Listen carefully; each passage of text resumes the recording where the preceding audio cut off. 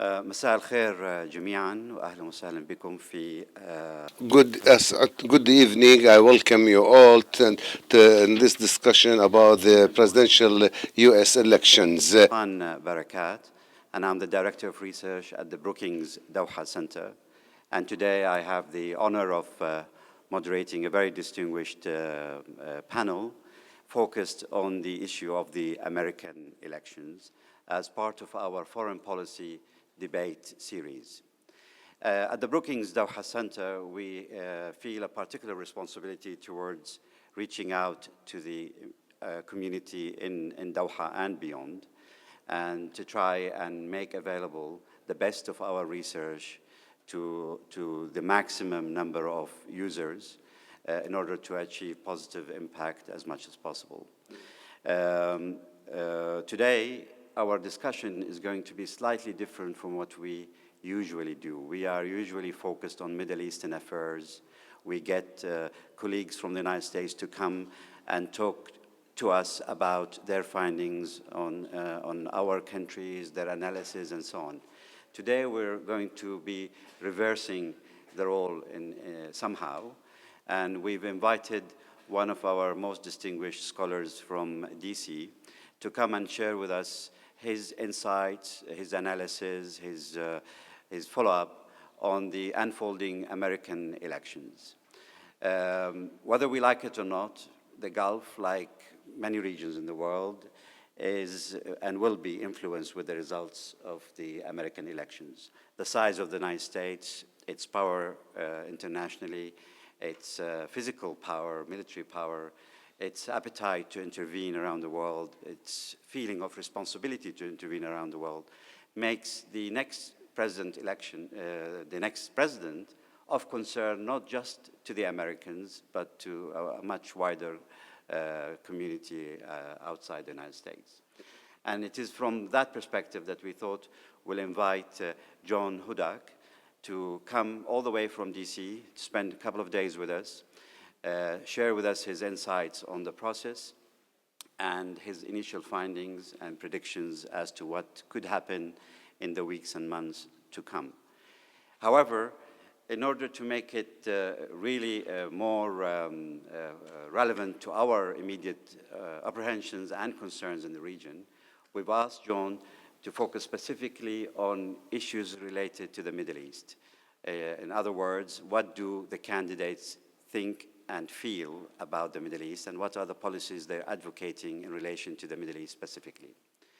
To enrich the discussion further, we invited our host, Dr. Abdullah Ba'aboud, who is a distinguished professor at the University of Qatar, to come and act as a discussant, particularly from that perspective. Dr. Abdullah will be focusing his questions and raising issues in relation to how the Middle East perceives the American elections.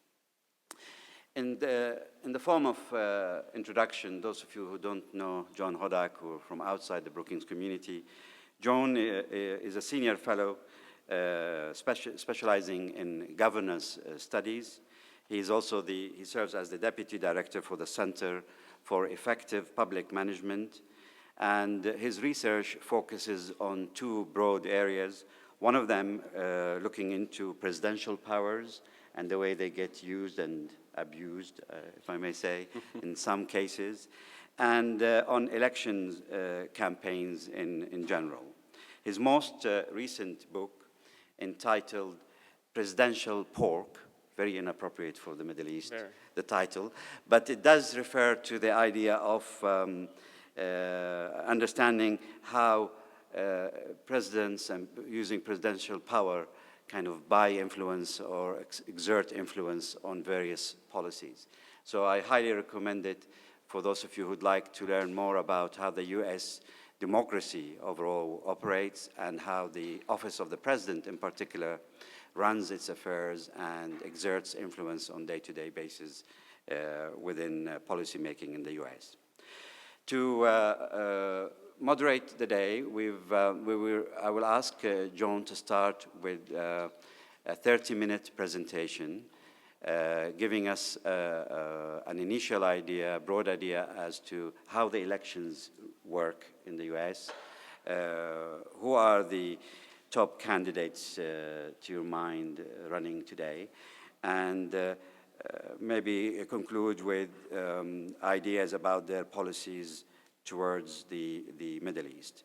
And then we will move to Dr. Bahaboud to ask some questions, and I'll also be asking questions to try and elaborate on some of the issues raised before we open the floor to the audience. And we have altogether about an hour and a half to do this. We are limited because of the recording with Al Jazeera Mubashir, so I will have to be strict in terms of time. When we come to the questions, I would really appreciate, again, if you could make your questions precise and to the point as much as possible. So without further ado, John, if you'd like to give us an overview of the American elections today. Sure. Well, thank you for the introduction. Thank you, Dr. Bahaboud, for hosting, and thank you to Qatar University for welcoming me back to talk a little bit about the U.S. presidential election.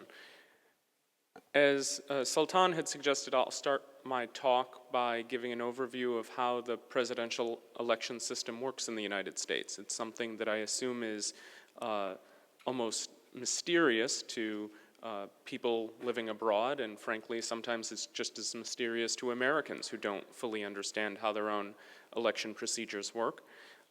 I will talk a little bit about what has gone on in the race so far. Candidates have been running for president now for over a year, and we just started voting in the presidential primaries this month. And so I'll talk a little bit about what has gone on, and I'll transition into discussing some of the issues that are relevant to this region, and briefly about what some of the candidates' views on those issues are, regardless of whether they are mainstream or at times offensive and worrisome. I'll finish up by looking forward a little bit, and then I of course welcome your participation and your questions. So the American presidential election system is quite long. It begins with candidates making announcements that they intend to run. Those announcements seem to be earlier and earlier every new presidential election cycle, and so for the most part, the presidential campaign in the US is about 2 years long. It is also quite costly. To put it into perspective, in 2012, when President Obama was seeking re-election, both he and his opponent, Governor Mitt Romney, each raised and spent $1 billion American dollars on their campaign. We are currently on track to far outpace that record, and some expectations are that in all of the American elections that will happen in November, that there will be $6 to $7 billion spent on the race. Technically, from a procedural perspective, the race doesn't really begin until February 1st. This February 1st, the first votes were cast in the Iowa caucuses, and that begins a series of dates, usually Saturdays or Tuesdays, where voters from each party in each American state separately tries to pick a nominee, the person who will ultimately run for president. In some years, there's not much of a race for a party. When a president runs for re-election, he rarely has any competition, as we saw in 2012 with President Obama and in 2004 with President Bush. But with President Obama being term limited, it sets up the unique scenario in which both parties are holding open contests. That is, there's no incumbent president running, and so both contests are quite competitive. For Democrats, the race may be a little less competitive, but it is certainly smaller, a smaller group of candidates. The campaign effectively started with 3 candidates, Secretary Clinton, Senator Sanders, and Governor O'Malley. It's now reduced down to a 2-person race between Clinton and Sanders. Republicans, on the other hand, began with about 17 candidates running for president. Some very well accomplished with strong resumes, others with no resume whatsoever. And the field has now winnowed down to 5. And really of those 5, only 3 are strong contenders. If you look at the results from the previous primaries that we've had and looking ahead at polling. So those 3 are Donald Trump, Senator Cruz, and Senator Rubio. Still remaining in the race are Dr. Carson and Governor Kasich. So, as I mentioned, Iowa began voting on February 1st. That was followed by New Hampshire, and then last night, I guess 2 nights ago, sorry, I traveled yesterday, so my concept of what day it is a little off.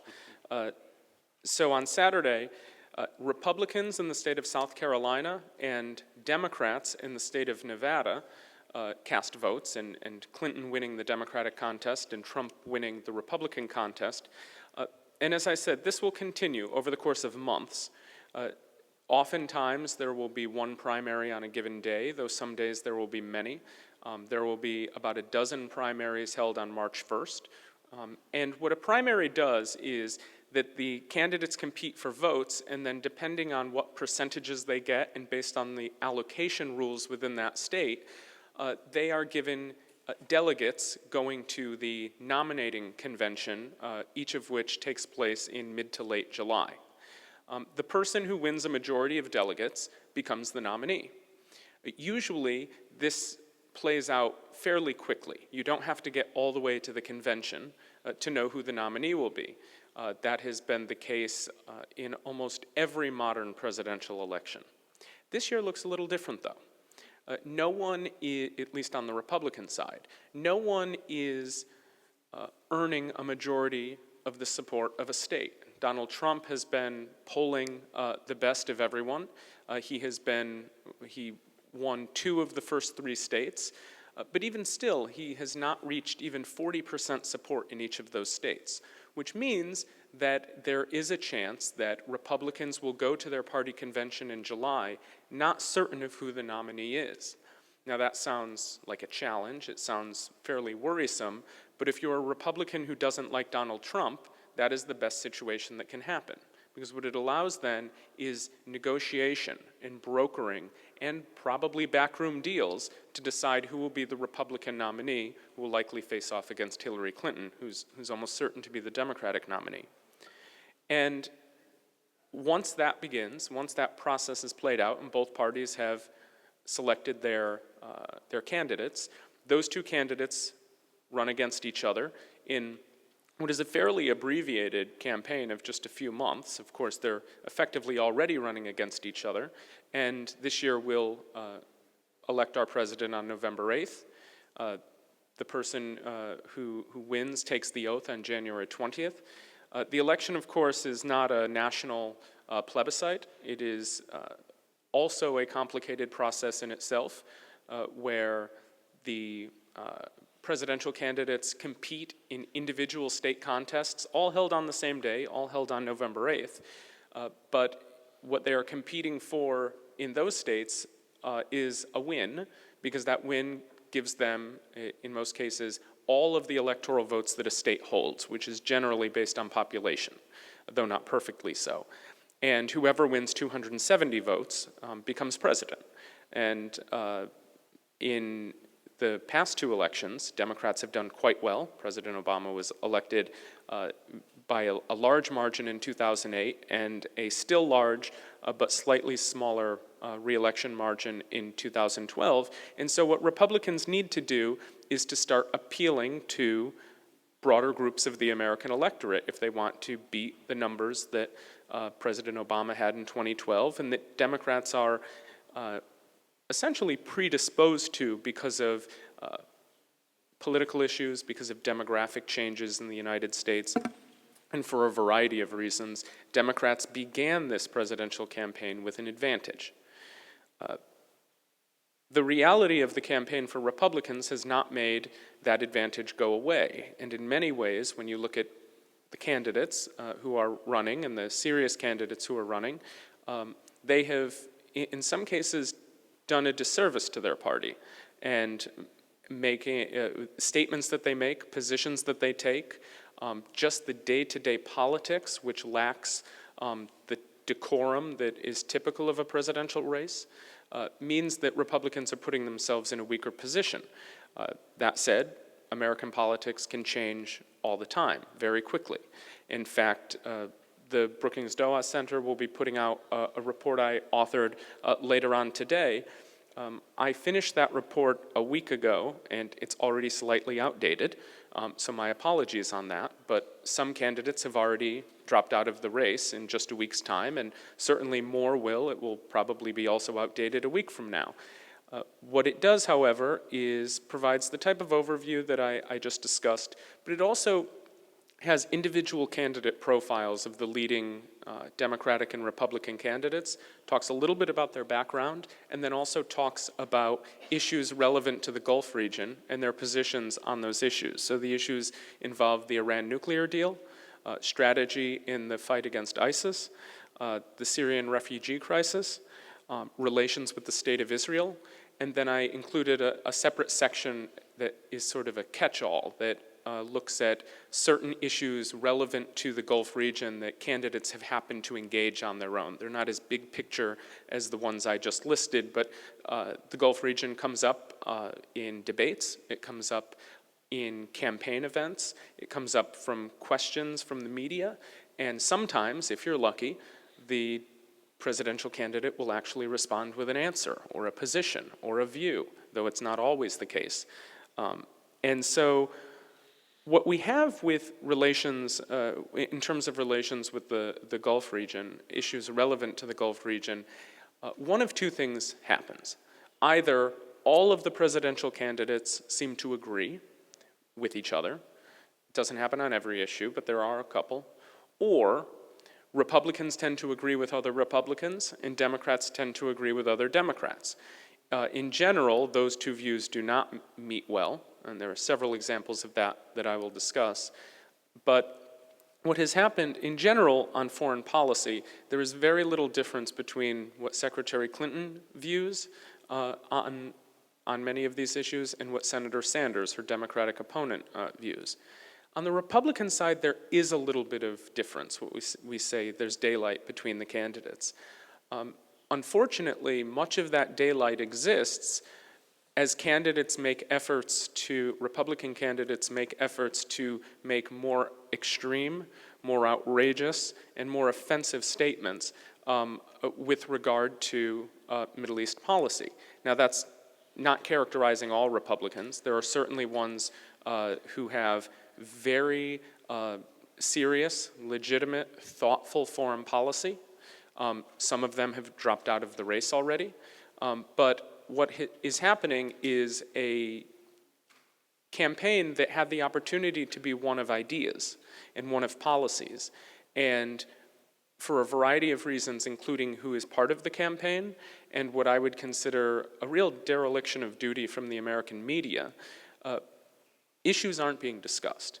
Policy positions are not being engaged in the way that they should. This is true on both sides, but it's particularly true on the Republican side, as statements are made, critiques of each other, Republican critiques of other Republicans are not necessarily dealt with by media in a way that is fact-finding or pushes the truth in favor of, and pushes out false comments or information that's just wrong. But all that aside, we do know a little bit about how the candidates view relations with the Middle East. It's obviously a vitally important issue for whoever will become the next American president. On day one, they will be facing a situation with ISIS that has to have immediate attention. I think many in the world are waiting for more American leadership on this issue, and I think many across the world feel that President Obama has not done everything that he could to remedy the situation. Now, there are certainly plenty who think he's done too much, but that is something awaiting the next president. In general terms, many of the candidates, Democrats and Republicans, want to see the Gulf region more engaged in the fight against ISIS. Almost every candidate has made this point, right or wrong, whether you agree with it or not. Every candidate has made that point, that they want to see KSA and others commit more funding, more troops, and help contribute to a strategy to help deal with this threat, which is a threat not just to the people of Syria and Iraq, but a threat to the region in general, in terms of violence, in terms of stability. And while the candidates agree that there should be a more outsized role for some of the region's powers in this fight, that is about where their agreement ends. There are different strategies that have been talked about. Senator Cruz, for instance, supports a more robust American presence. He also supports carpet bombing of this region. Mr. Trump has a very odd perspective on how he would like to deal with the situation, which includes having the state of Iraq transfer $1.5 trillion in oil revenue to the United States and then carpet bombing the oil fields. This is his approach, his stated approach. There are others who want to see, other Republicans who want to see a less aggressive American role, but play more of a supportive role in terms of the use of troops, in terms of training, in terms of coalition building. And at the end of the day, there are some Republicans, I think Senator Rubio is certainly one, Governor Kasich is another, who see this not just as a conflict, a war, but also a very serious humanitarian problem. Not just that it's creating hundreds of thousands of refugees in Syria, but this is really a humanitarian crisis in terms of the way it is affecting the region, the periphery of the region itself, and the ripple effects that it's having all over the world. And there is quite a bit of discussion about how we deal not just with the military side of this, but also the human side of this. The most central, obviously, as I said, is the Syrian refugee crisis. But once conflict is over, rebuilding what has been numerous decimated cities in Syria, and as well as Iraq, beyond just this conflict itself, but the American invasion as well. That rebuilding is going to be a very important next consideration if the conflict can be suspended now or in the next administration. Some of the candidates have talked about how to do that. Many of them on the Republican side would rather the Gulf rebuild itself, the Middle East rebuild itself, or have GCC nations contribute in that rebuilding effort. Others have expressed a desire to use American funding to support refugee camps in Syria or in Jordan, or to use that money as a vehicle of direct foreign aid to help not just in the resolution of the conflict, but then the post-conflict challenges that come up. But in general, the differences between the parties on this type of approach is that Democrats are willing to spend American money on this conflict, and Republicans prefer not to. That's not a perfect line in the sand, but it generally is too. It also reflects expectations among American partisans. Republicans want less government spending. They want effectively, in many cases, very little foreign aid, and Democrats have more moderate or more liberal views on the role of American spending abroad. With Syrian refugees, both Secretary Clinton and Senator Sanders have talked about welcoming certain numbers. The numbers seem to fluctuate depending on the speech. A certain number, tens of thousands of Syrian refugees to the United States, and then, as I said, also helping support other nations who are willing to take in refugees. They have also publicly stated that they expect the Gulf region and other parts of the Middle East and Northern Africa to take in many more refugees than they have. That's their stated position, but they differ from Republicans in the acceptance of refugees. Among the Republicans running, Governor Kasich has had a more moderate view on the refugee issue, but for the most part, the Republican candidates for president have no interest in taking any, even a single Syrian refugee. And in the case of Mr. Trump, he has obviously spoken of wanting to ban the entrance of Muslims into the United States entirely. And my guess is his definition of what that would mean would probably also keep non-Muslims out as well. It's not clear exactly what that policy position means. What is clear is that it is would likely be ruled unconstitutional, but his interest in this also does not come out of nowhere necessarily. There is substantial support in the Republican Party for that idea. Last night in South Carolina, after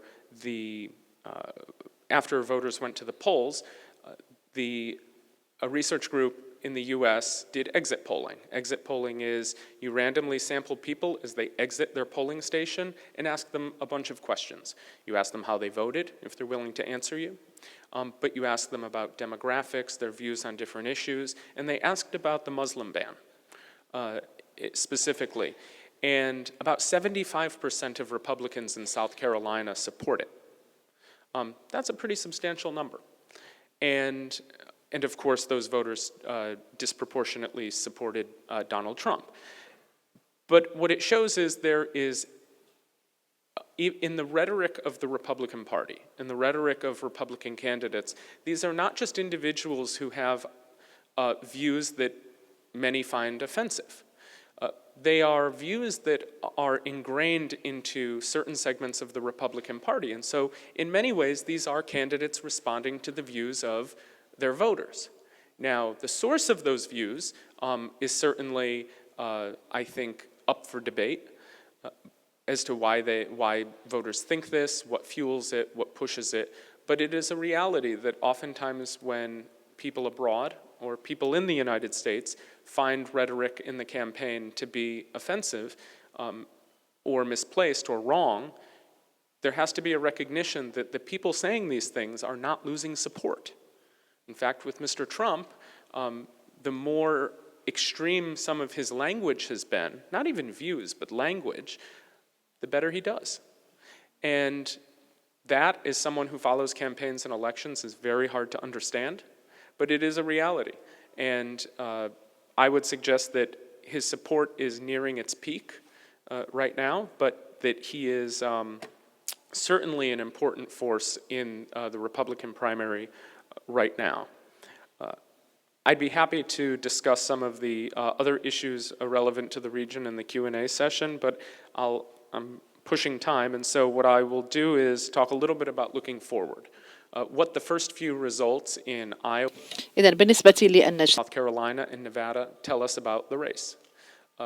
First, I'll start with Democrats. I think Hillary Clinton's win in Nevada last night positions her quite well to win the nomination, probably a little bit quicker than it looked like a few weeks back.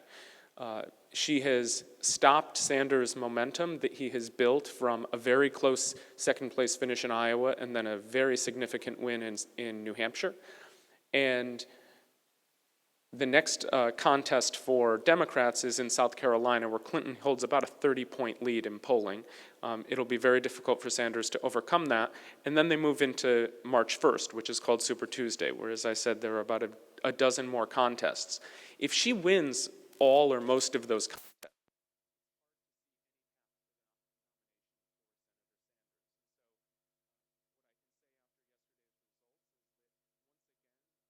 Clinton is the presumptive nominee, and it, barring some scandal really affecting her in a serious way, which would likely have to be an indictment, she will represent the Democrats in November. On the Republican side, it's hard to argue Donald Trump's success. He's doing better than everyone else. I don't think, as I said at the outset, that it's quite clear that he'll be the nominee. I think if the Republicans go into their convention in July without anyone securing a majority of delegates, there are a lot of forces in the establishment of the Republican Party that will do everything they can to keep the nomination away from him. They might succeed. If they do succeed, it will likely cause a pretty ferocious uproar among Republicans who supported him, especially ones who are very angry with politics as usual and see it as corrupt. So in many ways for Republicans, I would say Donald Trump is more likely than anyone else to become the Republican nominee. But if he is, it will be something very difficult for Republicans moving forward. And if they strip the nomination from him, that will also be something very difficult for Republicans moving forward. It's a real challenge for the party right now that I think the best and brightest minds in the party don't really understand what their strategy needs to be, or ultimately what the strategy will be. So I'll stop there. Great. Thank you so much for this fantastic overview of the elections and what's going on. You left us feeling maybe slightly more concerned than when we started, when you say that little in-depth thinking is going around some of the issues related to foreign policy, which for us is a very, very critical, important issues, and that people are being driven by rhetoric and some extreme remarks made casually here and there and so on. We'll come back to this in a minute, but I would like to move now to Dr. Abdullah Ba'aboud as a discussant, please. Thank you, Dr. Sultan, and this gives me a great pleasure to welcome you all to Qatar University. And we are very honored and pleased at the Gulf Studies Center to host Dr. John Hadak for the second time on the same topic, as Brookings and us have been working on the US elections, holding these events here at Qatar University. So we are very honored to be the host again, and welcome you both here. And as Dr. Sultan had said that we're starting this in a different way. It gives me a pleasure to welcome you all here to Qatar University. I'm not a specialist in American elections and American politics. However, I will take what John, who is a specialist in this, and as he said, he's publishing his paper soon. And I've been honored to be given the first copy before it was published. But I'm going to be talking about how the Middle East, how the region looks at the elections in the United States. Well, what happens in the United States is obviously watched by everyone, not only in the Middle East, but across the globe. The United States is a global power.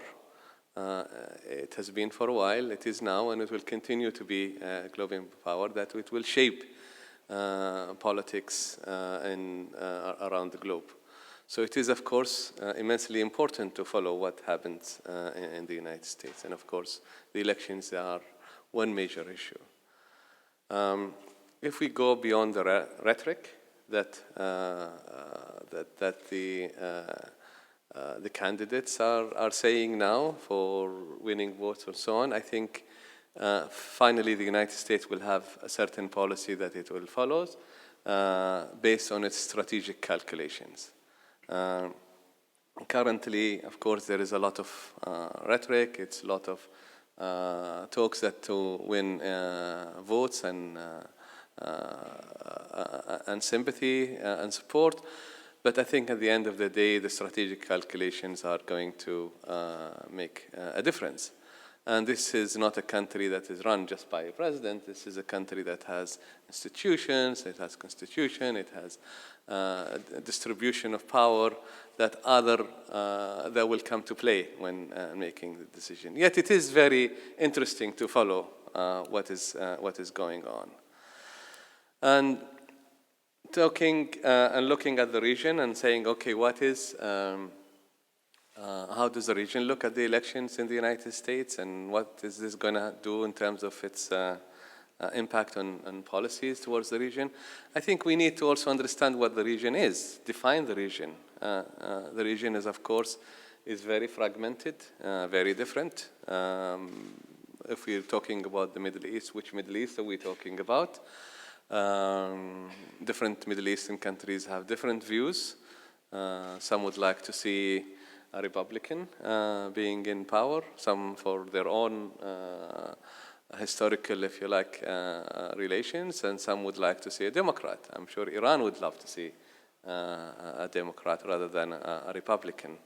But I think some of the Gulf states would rather see a Republican because of the fact that there is a conception that the Republicans are much more active in the region.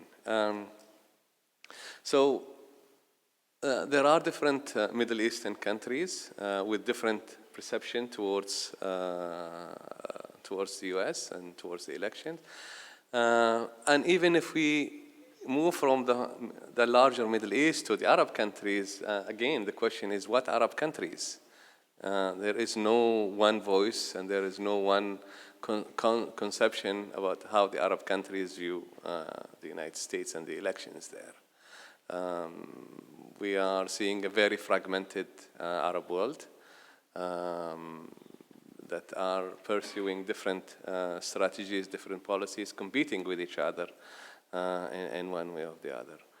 And even if you move further and still to the Gulf region, which is, even if we want to bring it down to the Gulf Cooperation Council states, I don't think we have a one view towards what is going on in the United States. There may be similarities in one way or the other, but I think there are different sets of policies in the Gulf that each country tends to follow. So there is no consensus on how they see the elections are affecting them.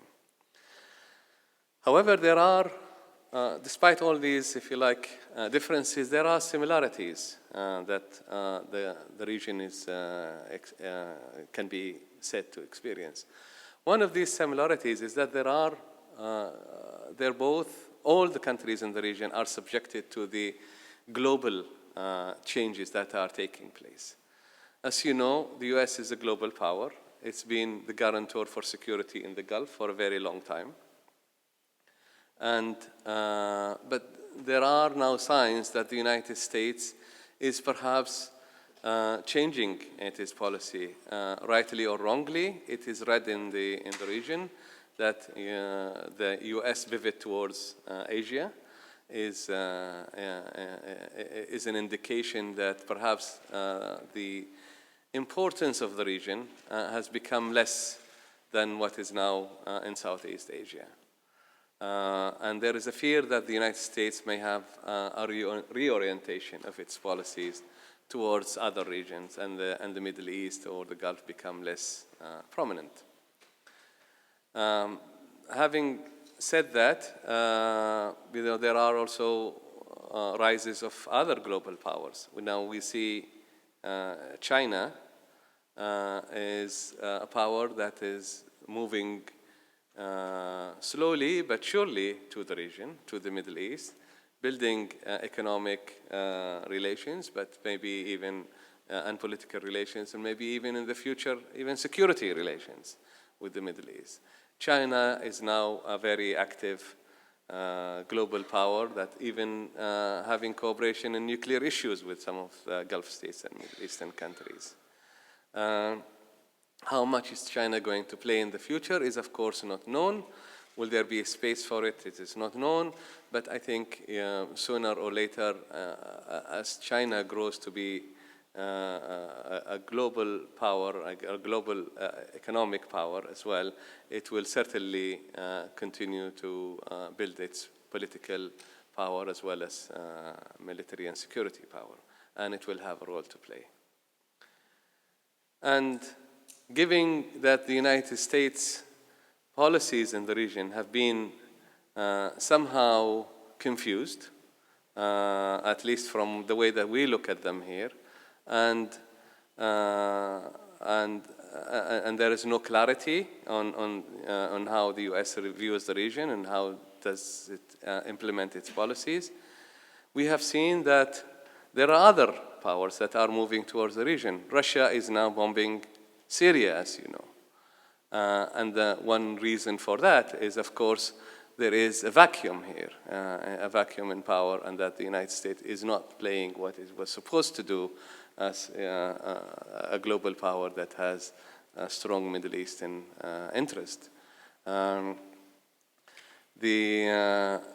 The position of the United States regarding regional conflicts has also raised a lot of questions here. Is the U.S. really the strategic partner that we in the region have been used to? Or are we seeing a reorientation and rethinking of U.S. policy? At the global, but also regional issues, you have the oil, the fall in the oil price that are affecting the region. And of course, the U.S. shale is playing a very important part in that. But also, it implies that the United States is no longer going to be dependent on Gulf oil. And how much is this going to affect U.S. policy towards the region? But also, the region has witnessed its own dynamics and its own shifts. As you know, there was the invasion of Iraq, the collapse of Iraq as an independent Arab state that was the eastern gate towards Iran, as it was viewed by the Arab side. And what is happening in Iraq, people blame it, of course, on the U.S. Military intervention. But adding to that, of course, the Arab Spring and the consequences of the Arab Spring, where we now have some failed or even falling states. And of course, all the disruption that are taking place and the fighting that are taking place, whether it is in Syria, in Iraq, in Libya, and in Yemen, and also the situation in Egypt. So we are seeing the region that is not stable. We are seeing a region that is in turmoil. We're seeing a region that is in war. And there is, of course, human and economic and political cost to this. And this has unfortunately led to a rivalry between different countries in the region, invoking sectarian, ethnic issues, and adding to this, of course, the nuclear deal with Iran, and how the Gulf states and the Arab countries view that the nuclear negotiations that took place did not actually take care of some of the concerns of the Gulf states. And it was purely a nuclear deal that is viewed here that is going to give Iran more power because it will have more acceptability, if you like, in the international arena, and it will have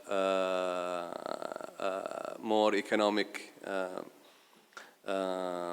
power to interfere in the Arab countries. And they see that Iran is now interfering in many Arab countries, and Iranian rhetoric, rightly or wrongly, echoes this by saying that they control 4 capitals, which is Baghdad, Damascus, Lebanon, and Sana'a.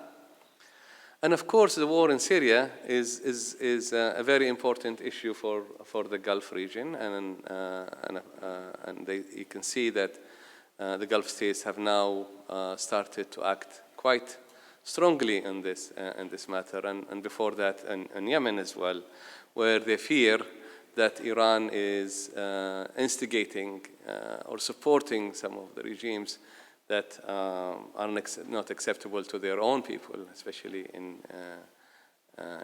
Yemen and in Syria.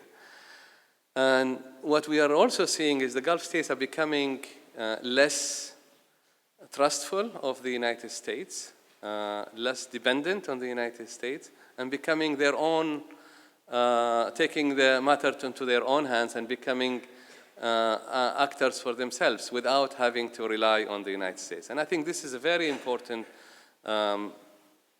point that we have to remember, that the Gulf states that for a very long time were under, of course, the US security umbrella, and they will not do anything, especially when it comes to war, without having consulted with their security guarantor.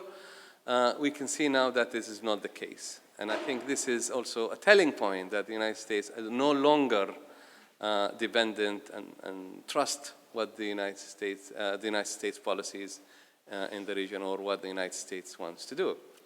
And in fact, there may be even areas of conflict between the two sides that they try to mar it, and of course, and hide it in one way or the other. But I think there are brewing conflicts. I don't think the Gulf states now and Iran and the United States see eye to eye on many issues, including the burning issues in Syria and in Yemen. Of course, politically, the United States supports the GCC in the war in Yemen, but if you really dig deep inside, they do not really see that as a useful tool to resolve the situation.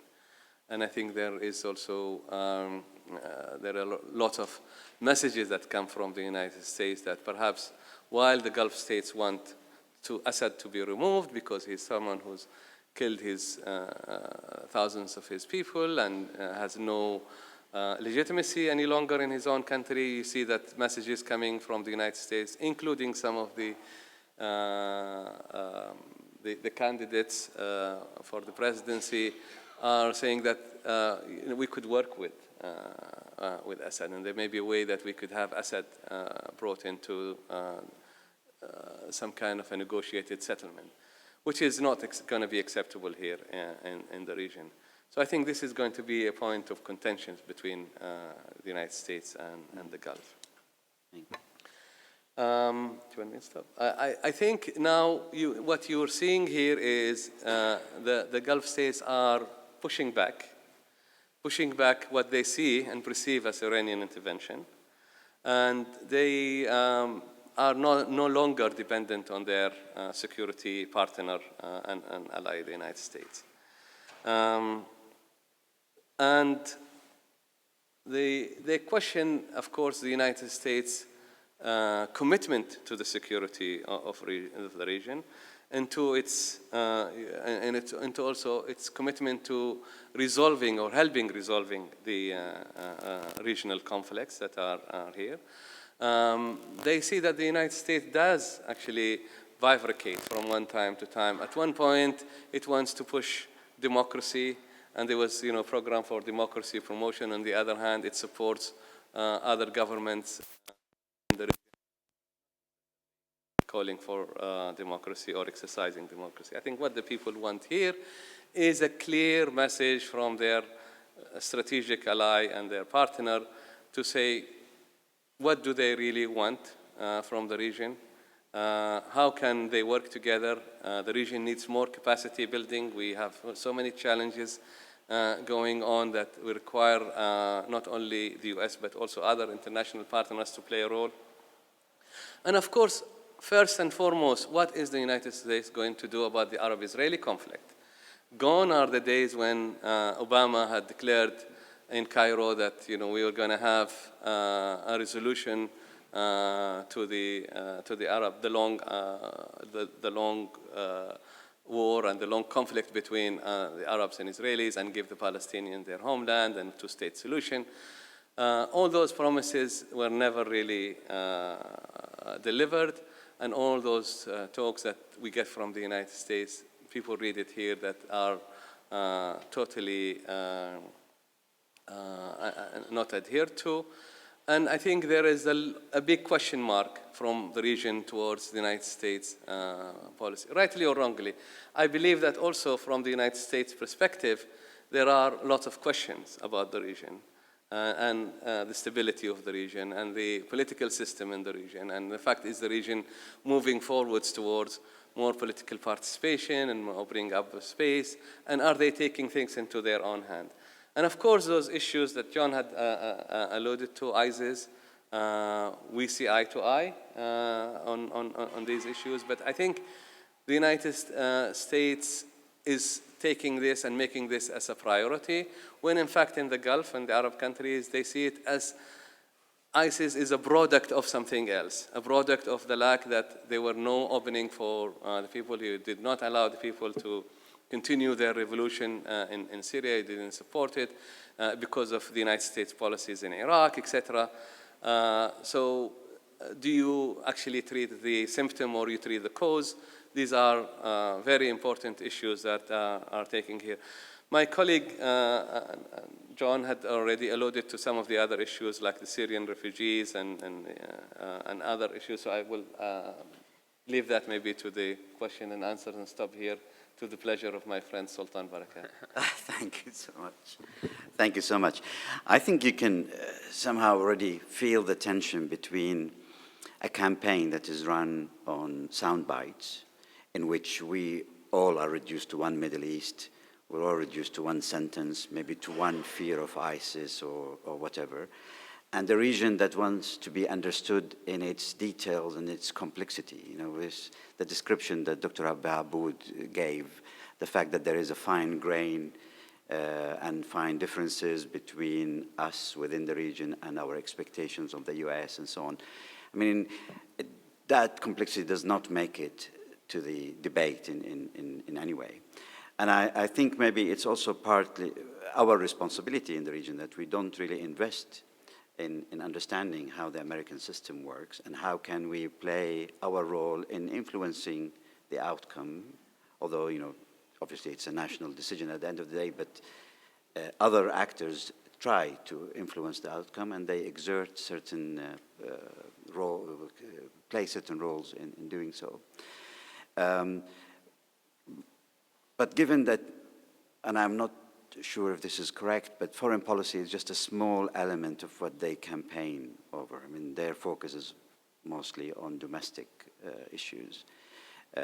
With the space being very limited to foreign policy, how can we transmit some of that complexity to the candidates and through them to the American public to say, look, we expect much more of you, and we're looking forward to see what kind of leadership these elections will bring out and what would it mean to us? So that's right. The foreign policy is only a small part of a given presidential campaign. Most Americans want to hear their candidates talk about issues that matter to them. Now, all of the issues matter to them, but for most Americans, foreign policy is something that's done far outside of the public eye and is something that you typically defer to your president on, and it's not something that Americans necessarily appreciate as an important part of their day-to-day life, even though of course it is. They think much more about the economy, about the relationship between the federal government and the individual. They think about things that they more easily come into contact with on a daily basis. Most Americans outside of the State Department don't come into contact with the Iran nuclear deal too often. But they do think about what they're going to do if they lose their job, or how they're going to put children through school, or how they're going to put themselves through school. And so that becomes a much more dominant part of the conversation. And as was mentioned by both, there typically is this soundbite type of approach to foreign policy. In the United States, we are hearing very short ideas or very short statements about what is an extraordinarily complex part of what a president does, and about regions that are very diverse.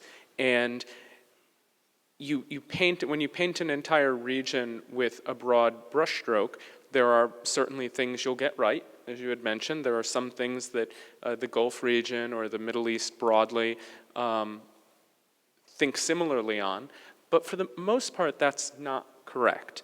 And the one refreshing part, I think, of a presidential campaign, maybe not so much this one, but when a president is elected, when he or she starts governing, they're going to have to face these issues in a serious way, and the sound bites that you're hearing on the campaign trail are not going to necessarily be a true reflection of foreign policy. Foreign policy in the U.S.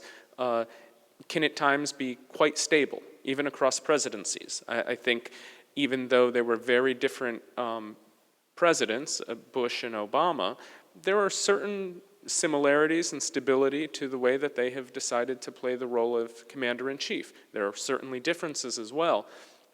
But the candidates, the next president will have to think about this region, regions throughout the world in much more dynamic ways than you're hearing them talk on the campaign trail. But that's also typically true of every presidential campaign. What you hear and what you get are very different things. It's often true on domestic policy as well. And I think what the concern is, the biggest concern one should have about what the next president will do with regard to this region, other regions in the world, foreign policy more generally, is not that they will approach foreign policy in a soundbite manner, but that they won't approach it in a dynamic manner, understanding that what you do in Syria affects more than just Syria. What you do with KSA affects more than just that state. And these are regional dynamics, they are multi-regional dynamics, and when you begin thinking about how to implement foreign policy, it is essential for the next president to think in the world as an interconnected place, and not just that America can do A in this place and B, C, and D won't happen. And typically, presidents do approach foreign policy that way. I think the worry is that some candidates on both sides, Democrats and Republicans, don't approach the way that they discuss foreign policy as that dynamic, interconnected set of ideas and set of policies. And if they're elected, I think that's where the biggest worry is. We obviously have foreign policy pros running for president as well, and regardless of what your thoughts on their positions are, they at least understand how to approach foreign policy. They understand what a foreign policy should look like, even if you disagree with those ideas. I think it's the amateurs who are the most worrisome. For the sake of the discussion just now, if we were to simplify it and say the top two runners as we stand today are Trump on one side and Hillary Clinton on the other. And from a foreign policy perspective, obviously you look at the two and you think, well, we'd be better off with Hillary Clinton given that she served in that position, she has some experience and so on. And Trump is so unpredictable and he's constantly been changing his position. Take, for example, the issue of Palestine. Yesterday or the day before, he's come out saying his position is neutral on the Israeli-Palestinian issue. When Clinton came out very clearly and say, no, well, first thing I'll do is to invite Netanyahu back and try and mend some of the relationship between the United States and Israel. Now, both from our perspective in the Middle East are equally bad, because what we'd like to hear is someone who comes with a positive agenda, and this is why Dr. Aboud referred to Obama at the beginning and the reception in which we all received him in this region. You know, finally someone is coming out here, rolled his sleeves up, and is going to do something about this wound that's been there for 70 years now. How do you see that from an American perspective? Looking out towards the Middle East, which of these two candidates would serve the interests of the United States better in relation to this particular issue? What I will say is that when Americans are polled about who they recognize as a more capable candidate on the issue of foreign policy, Clinton wins hands down. Obviously, her resume reflects that. It would be odd if she were not perceived in that way. I do think that there are plenty of Americans who find the types of positions that Mr. Trump has taken to be perfectly in line with what they want or what they think they want or what they think is good policy. And they think that Clinton's record as Secretary of State is a bad one. The reverse is true too. There are people who think she did a good job as Secretary of State and that as you said, Trump is more worrisome. I think from a foreign policy perspective, there are a lot of things that people want. There are a lot of things that other countries want. And at times, one of the best things is certainty or stability in relations with other countries. And I think what Clinton will allow is, first, a fairly stable transition from the policies of Obama to hers. There will be differences, for sure. But she's in a campaign where she is tying her record to the president. So she's not as vocal about areas where she disagrees with him, though by all accounts as Secretary of State, there were plenty of moments where they did disagree. But once she becomes president, because she'll be away from that campaign, she will be freer to distinguish herself from the president more. But there's another benefit, I would say, from a foreign policy perspective of a Clinton presidency rather than a Trump presidency, and that is the world leaders know her already. And some might not like her. I don't think Mr. Putin likes her. But it's very tough in foreign policy to get to know a new actor, particularly one as influential as the American president. And so lowering the uncertainty with what you're getting, I think helps other countries in the world map out their own strategies in dealing with the US. Trump is an unknown quantity. We really don't know what he'll do from a foreign policy perspective. I think a lot of the things that he said have been bluster, and so what he would be like as president is not necessarily what he's talked about as a candidate, for better or worse. But it does create a type of uncertainty among world leaders that takes an acclimation period until you get to know what the next president was like. I think this was very much true of Barack Obama. You mentioned this region looked at his new presidency back in 2008, 2009 as a real opportunity for the region, but also no one knew him. He had no foreign policy experience. And it took time to get used to what an Obama administration would be like. That's a challenge. It's not necessarily a reason why you should say one candidate is great and another candidate is not. But it has to be a factor in other nations' calculus that knowing who you're getting in an American president does have benefits in and of itself. Right. And for Clinton, being a woman, has this helped her in any way, or has it been a kind of a burden for her to take forward as a candidate? I think in the United States, the issue of gender in politics is one that remains unsettled. Women in the U.S. face very serious institutional challenges, particularly in politics. And those days of, I can't say the days of gender discrimination are behind us, but certainly worse days are in our past. But there are holdover effects that create challenges. I think it is easier for a female Democrat to win, for someone to campaign as a Democrat and a woman. There are likely not many Americans left who are not going to vote for a person because that person happens to be a woman. My guess is those people wouldn't be voting for a Democrat to begin with. Certainly there are anti-woman Democrats, but for the most part, the way polling maps out, those individuals tend to be independents or Republicans, people who, it's less than 20% of Americans who say in polls that they are not comfortable electing a woman president flat out. Not a question about Clinton, but a question about women. So I think those challenges exist, but obviously it hasn't hindered her too much. She's about to clinch the Democratic nomination, and her loss in 2008 was much more a reflection of a poorly run campaign than it was about her gender. And so for her, it hasn't hurt her. It's not to say that gender dynamics have not hurt other female candidates or that she hasn't faced trouble and commentary as a female candidate. I think if we look at the Republican side at Carly Fiorina,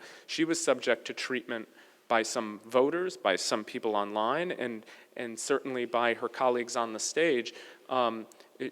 she was certainly treated differently, and she's noted that it is, it was harder, she thinks, to run as a woman.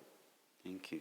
And Dr. Baabood, and also John, if you have an answer for this, the American Muslims, what role are they playing in the campaign today? I mean, we hear a lot about Jewish lobbies. We hear about them participating in fundraising, supporting candidates, etc., etc.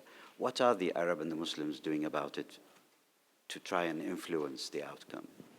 Do you have any ideas? You want to? What I'll say is that Muslim Americans make up a non-trivial part of the population. They certainly exist as a notable demographic group. It is a demographic group that surely faces challenges in the United States. There are obvious biases against Muslims that cut across party lines. There are Democrats who are very skeptical of Muslims and Muslim Americans, and there are Republicans and independents who are as well. I think the number I talked to you about earlier with the support for the ban on Muslims entering the U.S. speaks to that.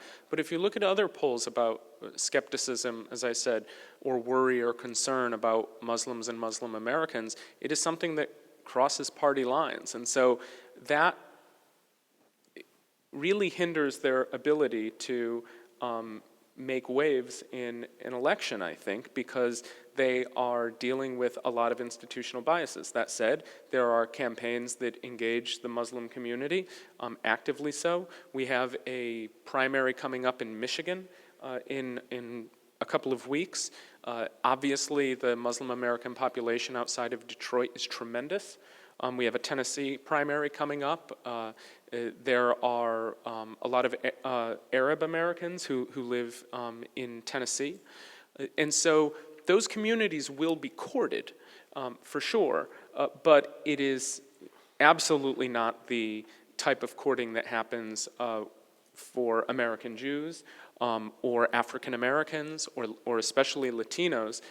Part of it is that Muslim Americans as a group are not a political force. They're not organized in a way that's an effective, there's no real institutional arrangement around uniting Muslim Americans together to have an outsized impact on American elections. Latinos do it very well. African Americans do it fairly well.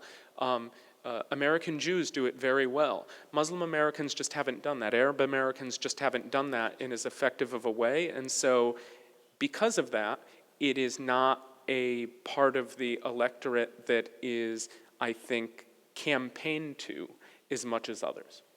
Great, thank you. I totally agree with that, and I think it is very hard when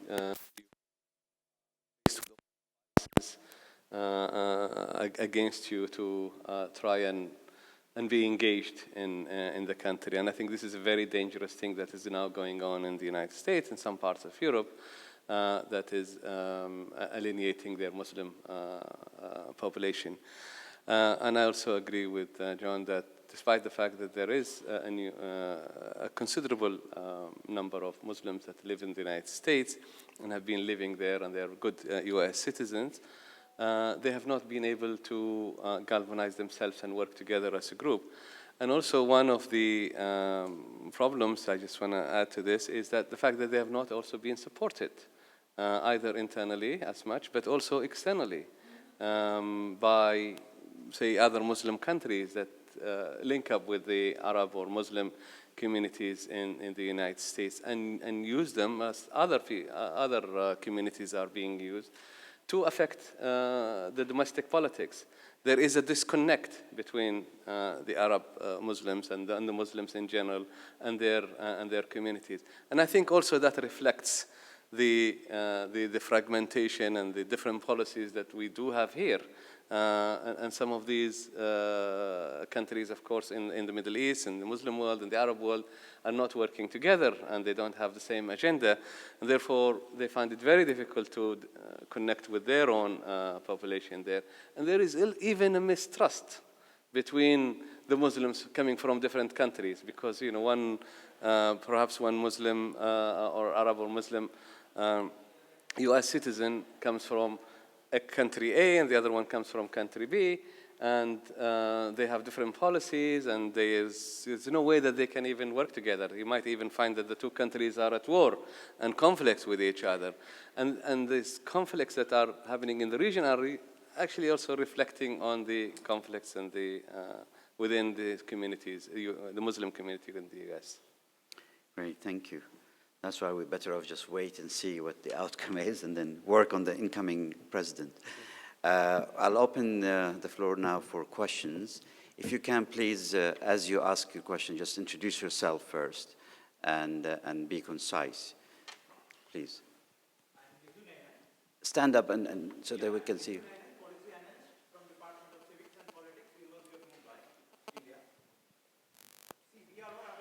Sorry, can you just wait a second for the microphone because of the recording? I'm sorry, I should have. Hello. Start again. Hello. I'm Liju Nayanan, Policy Analyst, Department of Civics and Politics, University of Mumbai in India. We all are aware of the situation in the Middle East, specifically of Syria, getting too complex and worrying. And US leadership seems to be clueless in resolving the issue peacefully. So how do you think the US leadership will be successful in resolving the crisis peacefully, or will the region continue to be complex and worrying? Or is it to expect the unexpected? I say peaceful solution because wherever the force has been used in past, whether Iraq or Afghanistan, the situation is visible for us. So it's a bit confusing. So thank you. Thank you. With the new president, oh, sorry. So let me take 3 questions. Oh, sure. We'll come back to you. Please, سمحت. تفضل. في النهاية نعم. Okay.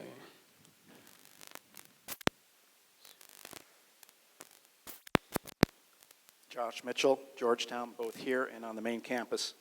2 quick comments and a question, if I may. The business, first, with respect to rhetoric. So I think it's very important to note that politics is about rhetoric and governance is about policy. So we are in a rhetoric phase. And so when Trump and Cruz throw out the red meat with respect to military matters in South Carolina, which is the military state, you can understand that. They will do things differently in other states. But I think it's very important that you don't simply attribute Trump as a kind of brash and irrational rhetorical moment. We are at a crucial moment in American history. And what you have to understand, the Trump rhetoric is not just about foreign policy. It is about political correctness and the neoconservatives on the right ruling for so long, and Trump is this explosive figure who has had it with both sides. He is going after the neocon establishment, and he's going after the Clinton establishment with political correctness and crony capitalism. Secondly, with respect to foreign policy, you really did need to bring, John, your Hillary Clinton for President badge today. With respect to foreign policy, you got to be more fine-grained about this. For example, Trump, I'm not defending him, but he has said to the Israeli lobby, no, you do not own me. This is something Hillary Clinton will not say. And I think you have to distinguish in the Republican camp 3 distinct groups. So Trump's concern is national interest. With respect to the Palestine question, the issue is not Palestine or Israel. The issue is whether it comports with U.S. national interest, which is driving the neocons crazy. Cruz is a constitutional conservative, and he could be disposed to thinking in terms of expansion in the Middle East, but he's hated by the neocons, and so he's not going to be that expansive. Marco Rubio is the guy that I think a lot of people in the Middle East want. He's the return of the neocons, and you could not have said this 10 years ago, that we want another George Bush, but with respect to Israeli policy and with respect to Iran policy, he's going to be much more friendly to the Middle East. Thank you. So you've got, quickly, here's my question then. My question is this. There is one. So with respect to democracy building, since you're in favor of Hillary Clinton, who's a neoliberal, what's the difference really between what Hillary Clinton would do and Marco Rubio would do? Thank you very much. We'll take one more. The lady in the back, please.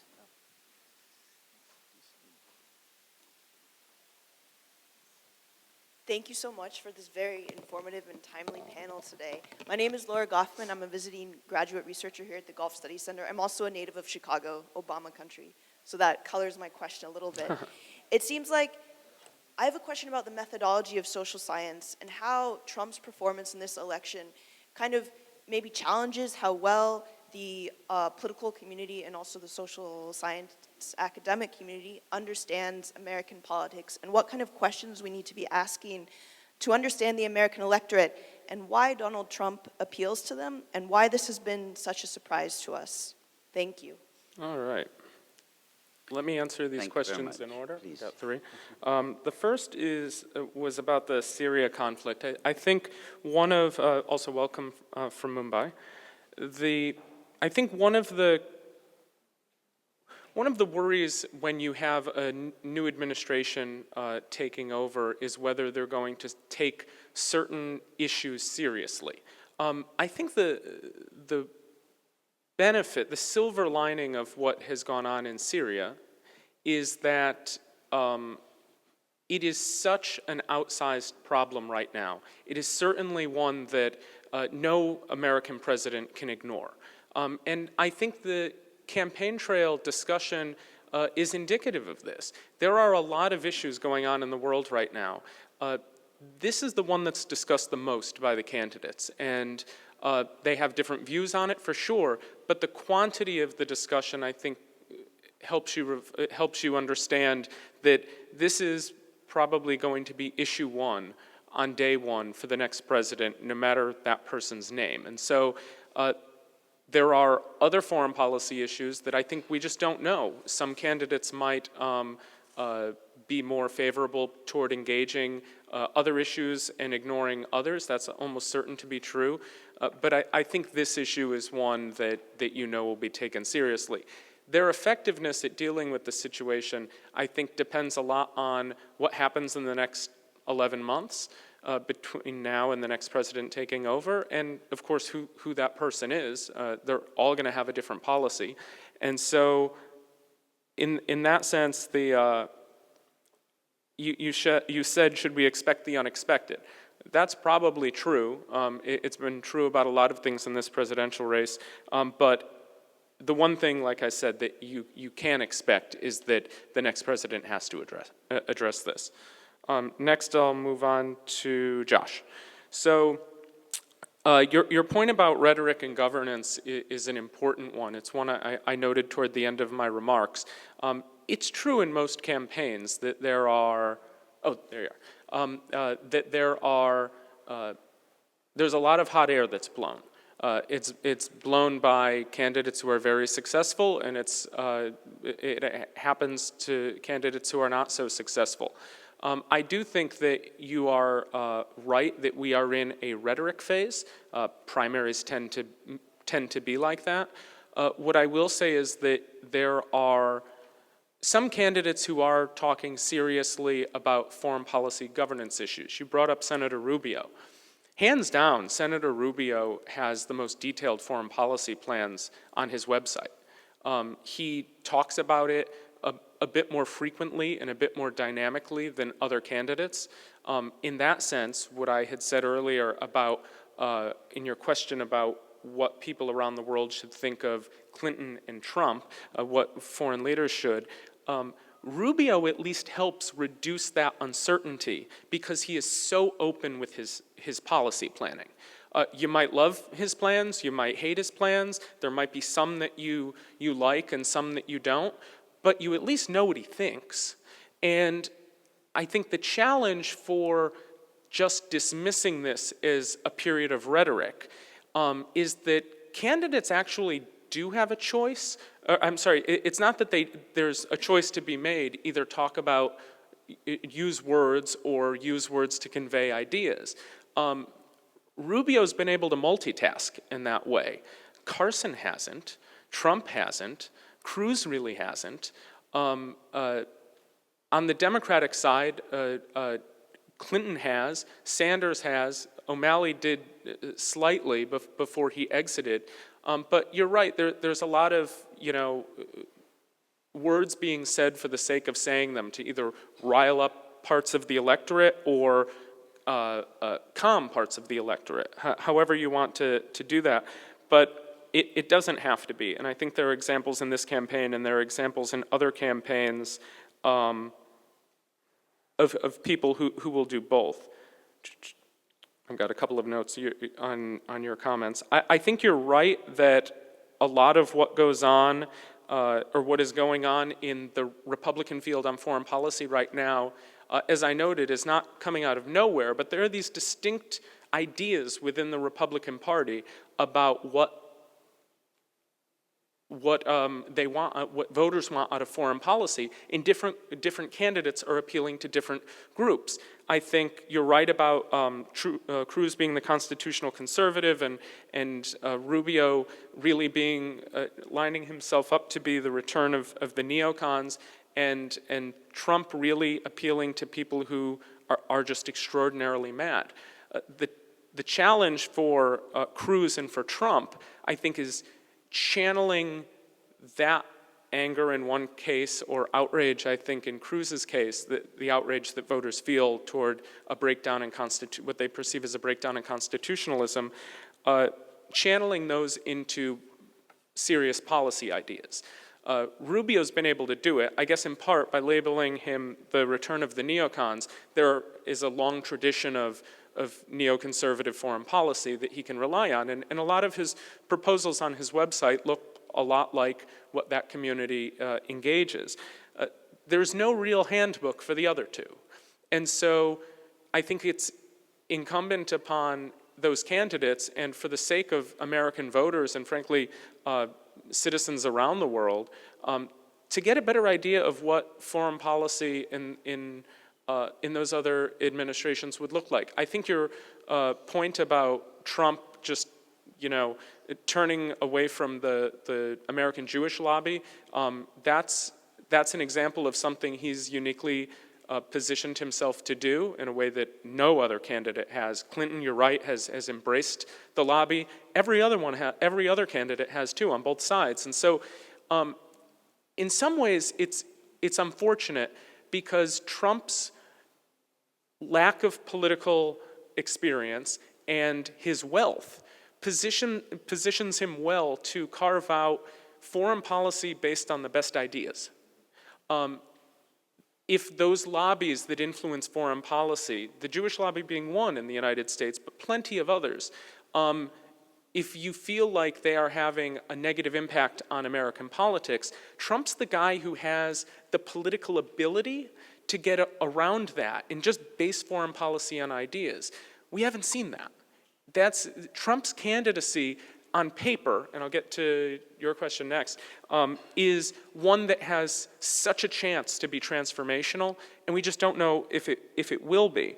And so I'll move on to the last question.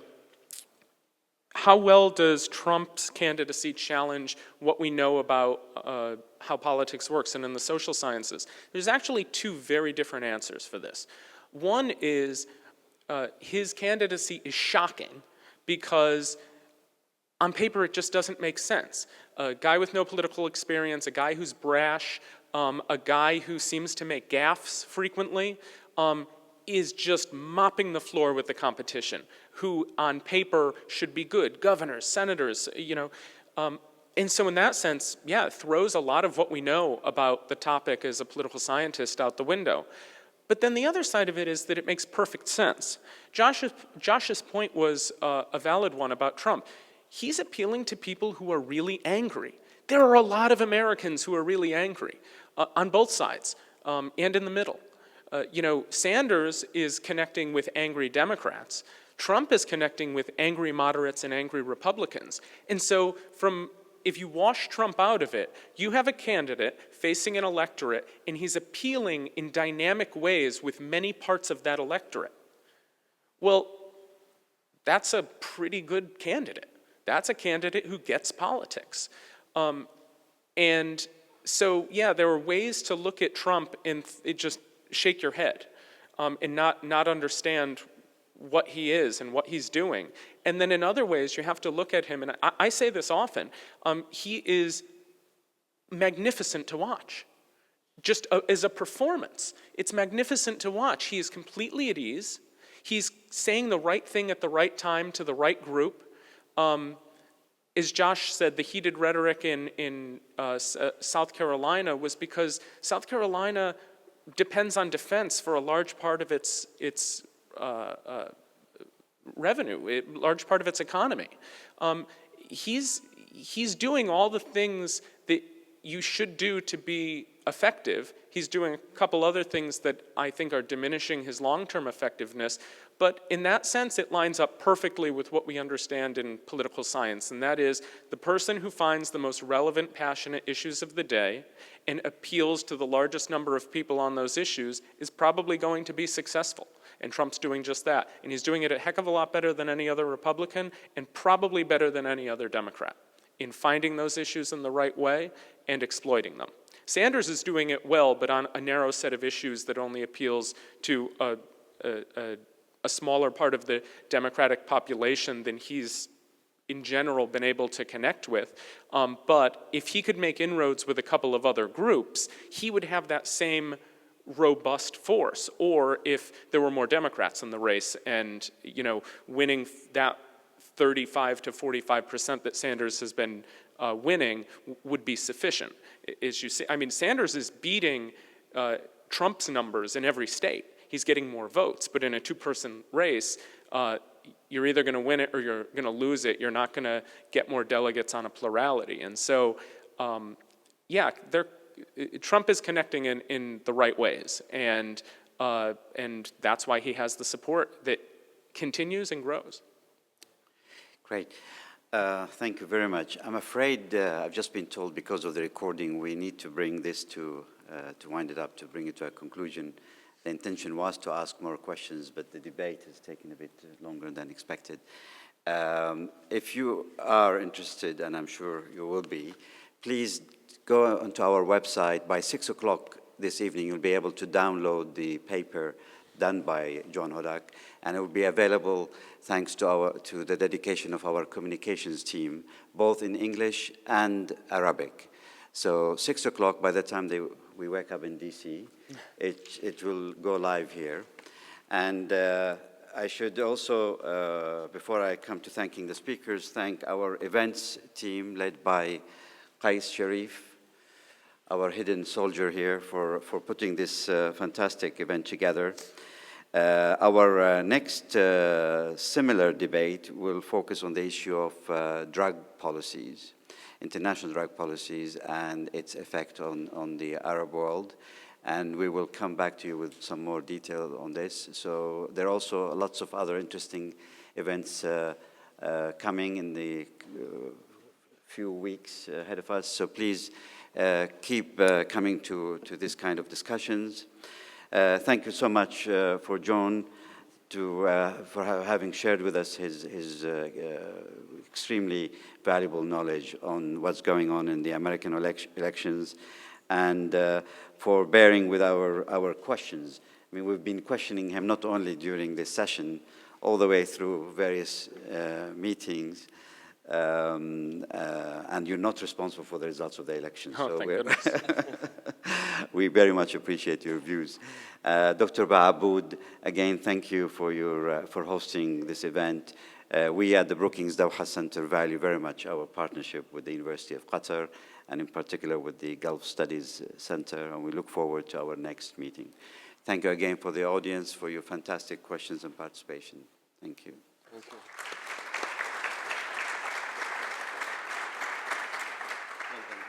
Oh, thank you.